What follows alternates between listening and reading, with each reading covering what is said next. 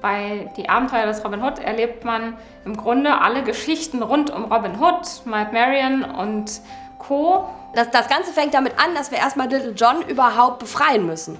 Der ist nämlich gefangen in der Burg und wir als Team müssen jetzt versuchen, Little John da rauszuholen.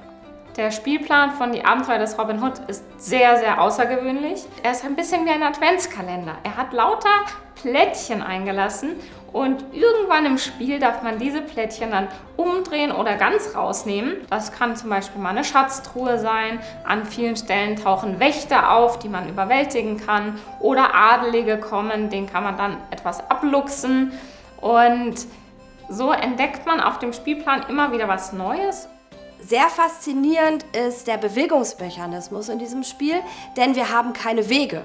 Wir haben verschiedene Figuren, die wir aneinander reihen können. Wir haben unsere Stehfiguren und dann die Lauffiguren und danach schauen wir, wie wir uns vorwärts bewegen können. Und wir müssen aber trotzdem darauf achten, dass wir nicht einfach durch die Bäume durchgehen. Bei Die Abenteuer des Robin Hood können wir offen auf einem Feld stehen im Licht. Und dann sind wir gefährdet, weil dann sehen uns die Wächter und können uns unter Umständen angreifen.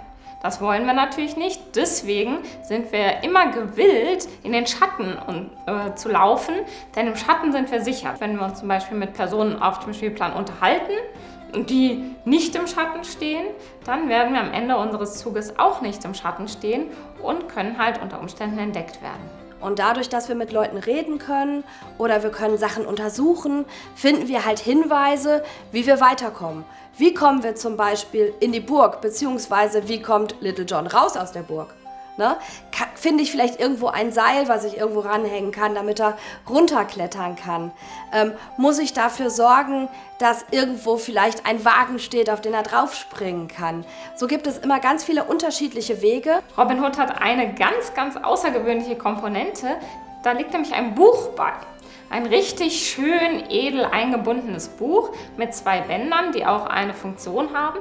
Und die Geschichten, die werden in diesem Buch beschrieben. Und wenn wir uns zum Beispiel mit einer Person auf dem Spielplan unterhalten wollen, dann steht da eine kleine Nummer und das ist die Seitenzahl, auf der wir im Buch dann nachlesen. Was bei uns zum Beispiel passiert ist, dass die 10-Jährige, die normalerweise überhaupt nicht gerne liest, die Texte so toll fand und das Buch so toll fand und dadurch immer die ganze Zeit gelesen hat. Ne? Also auch da ist das Tolle, diese Texte sind klein, sind schön geschrieben, sind sehr beschreibend geschrieben. Es macht einfach Spaß, die vorzulesen und dann auch zu gucken, wie entscheidet sich denn der andere. Eine Besonderheit bei Robin Hood ist, dass der Einstieg extrem leicht gestaltet wurde. Es gibt nur eine Doppelseite Anleitung, was ja schon sehr wenig ist für ein Spiel. Und dann kann man direkt starten. Und alles Weitere, was man braucht, kommt erst im Laufe der Partien dazu, sodass man wirklich als Familie auch da reinwachsen kann in dieses Spiel. Die Abenteuer des Robin Hood, es ist ein tolles Familienspiel, mit dem ich mit der ganzen Familie eine Geschichte erleben kann. Ich lese nicht nur in einem Buch, ich kämpfe miteinander, ich überlege mir, wie ich Probleme lösen kann. Ich habe ganz viel Spaß miteinander und jede Geschichte dauert zwischen einer halben Stunde bis zu einer Stunde und es macht einfach Spaß, selber aktiv zu werden, die Geschichte um Robin Hood zu erleben.